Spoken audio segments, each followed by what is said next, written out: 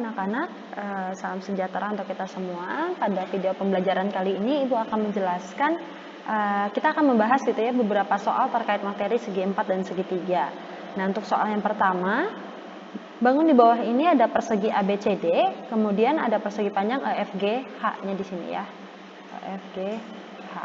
Jika luas daerah yang tidak diarsir, maka luas yang diarsir adalah titik-titik-titik. Jadi yang mau kita cari adalah berapa sih luas daerah yang diarsir ini, gitu. Maka langkah pertama, kalau misalnya saya beri nama bangun persegi ini bangun 1, kemudian bangun persegi panjang ini bangun yang kedua, kita bisa nih hitung luas masing-masing dari bangun datar ini ya, bangun segi 4 ini. Misalnya kita mau hitung bangun yang pertama, karena bentuknya persegi, berarti kita bisa hitung 10 dikali 10 untuk mendapatkan luasnya. Jadi luas bangun yang pertama adalah 100 meter persegi. Kemudian untuk luas bangun yang kedua sama dengan 16 dikali 8. Berarti diperoleh hasil 128 meter persegi. Nah, luas daerah yang tak diarsir, ini kan berarti sama dengan luas 1. Ini luas yang tak diarsir ya.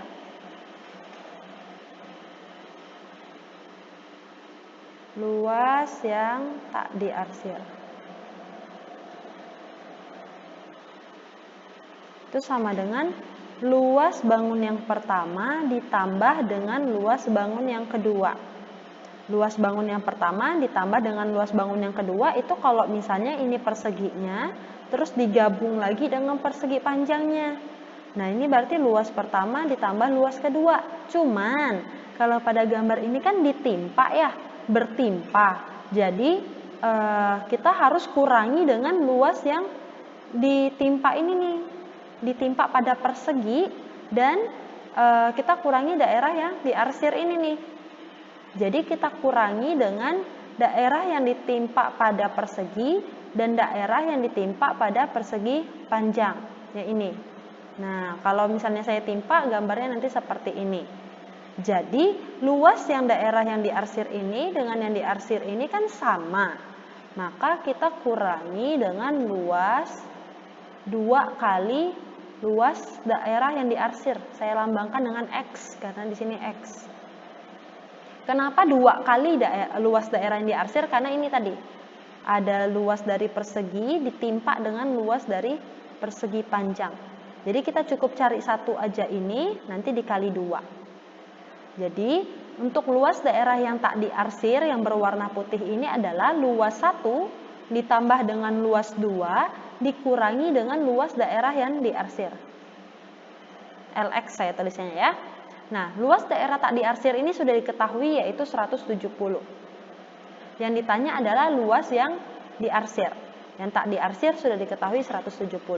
Berarti luas 1 juga kita udah hitung tadi dapatnya 100 ditambah L2-nya 128 dikurang 2 kali L daerah yang diarsir dengan tanda X. Kita bisa hitung di sini 170 sama dengan 228 dikurangi 2 LX. Kita pindah ruas yang ada variabel kita pindahkan ke kiri, boleh ya. Yang awalnya negatif kita pindahkan ke kiri jadi positif 2LX. 2LX sama dengan 228-nya tetap dikurangi dengan 170. 170-nya awalnya positif, pindah ke kanan jadi negatif 170. Kita hitung 228 dikurangi 170 dikurang 8. Ini pinjam 1 12 berarti 5 0 ya. Berarti 2LX sama dengan 58. Cuman kan yang ditanya luas X-nya aja ya. Berarti LX sama dengan 58/2. Diperolehlah luas daerah yang diarsir sama dengan 29 meter persegi. Jadi jawabannya yang ini.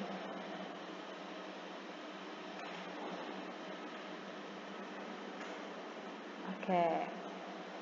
Kita lanjut ya ke soal nomor berikutnya. Sebuah layang-layang luas sebuah layang-layang 198 cm persegi. Panjang salah satu diagonalnya adalah 22 cm. Panjang diagonal lainnya. Jadi kalau misalnya kita udah tahu ini, misalnya saya namakan D1, yang ditanya adalah D2. Luas layang-layang sama dengan setengah kali diagonal 1 kali diagonal 2. Luasnya sudah diketahui 198 sama dengan setengah kali 22 dikali diagonal 2. Ini tinggal coret 11. Jadi 198 sama dengan 11 diagonal 2. Kedua ruas kita bagi dengan 11. Tersisa diagonal 2 sama dengan 198 dibagi 11, 18. Jadi panjang diagonal lainnya adalah 18 cm.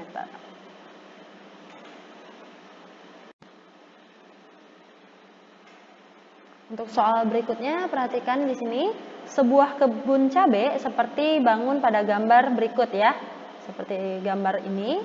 Panjang BC diketahui 6 meter, panjang FG 10 meter, GH 8 meter. Kemudian sekeliling kebun tersebut akan dibangun pagar yang kuat. Jika biaya pembuatan 1 meter pagar harganya 150.000, maka seluruh biaya pembuatan pagar adalah titik. Nah, sekarang kita harus tahu dulu bedanya keliling dengan luas. Di sini dibilang sekeliling kebun. Kalau sekeliling kebun berarti yang perlu kita cari tahu adalah berapa sih keliling kebun ini gitu ya. Untuk dipasangin pagar itu tadi. Nah, ini udah ada tanda-tandanya nih. Di sini 6, di sini BC, CD, AB diberi tanda sama panjang dengan FE, dengan EF. Berarti di sini 6 meter. Di sini 6 meter. Di sini juga 6 meter. Nah, kemudian di sini ED dan GH diketahui ada tanda sama panjang ya. Berarti di sini 8 meter. Di sini juga 8 meter. Nah, ini juga diberi tanda sama panjang nih. AH dengan FG. Berarti di sini 10 meter. Nah, sekarang tinggal kita cari kelilingnya. Keliling berarti kita tambahkan aja seluruh sisinya gitu ya. Misalnya saya mulai dari sini nih, dari titik B, berarti kita tambahkan 6, tambah 6, tambah 8, tambah 6, tambah 10, tambah 8, tambah 10, tambah 6.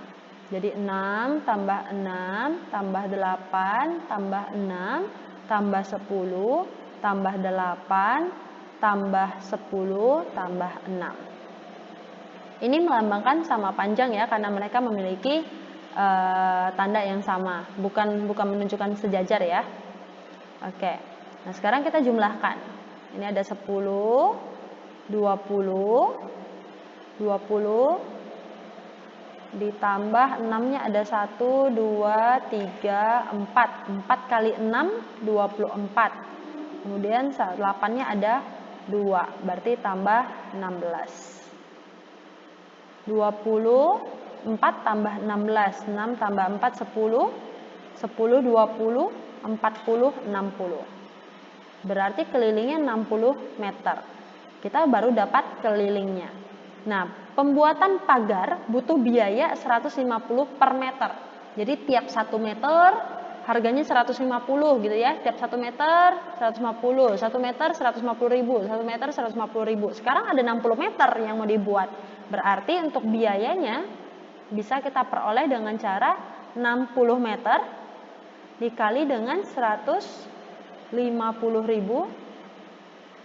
per meter, biaya per meternya. Ini coret. Jadi tinggal 150.000 dikali 6. Kita hitung aja nih, 15 kali 6, 0, 3, 6, 90. 90, nolnya ada 1, 2, 3, 4, 5. 1, 2, 3, 4, 5. Nah, jadi diperolehlah biaya pembuatan pagar untuk kebun cabai ini adalah 9 juta rupiah.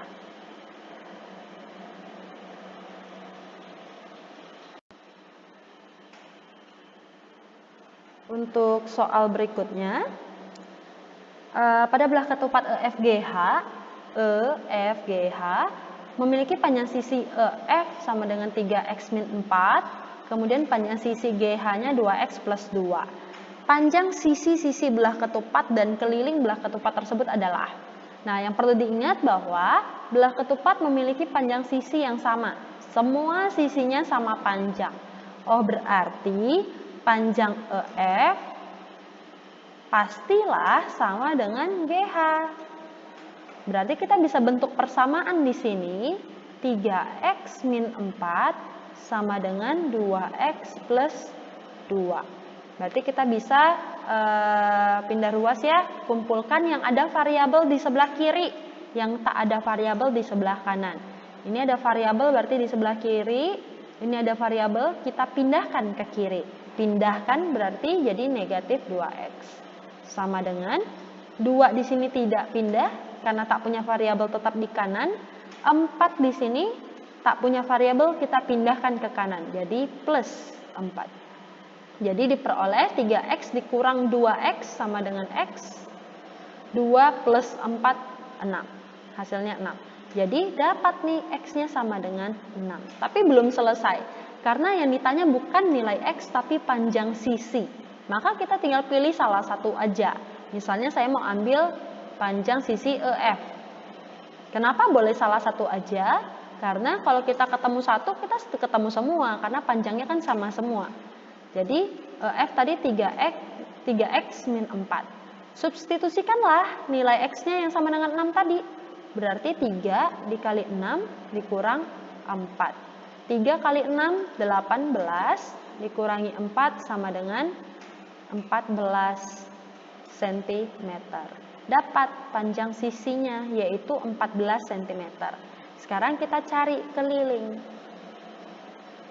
Keliling belah ketupat berarti kita tambahkan seluruh sisinya. Di sini 14 sudah ketemu ya sisinya 14, 14, 14. Kita tambahkan semua berarti sama dengan 4 kali 14 sama dengan 56 cm.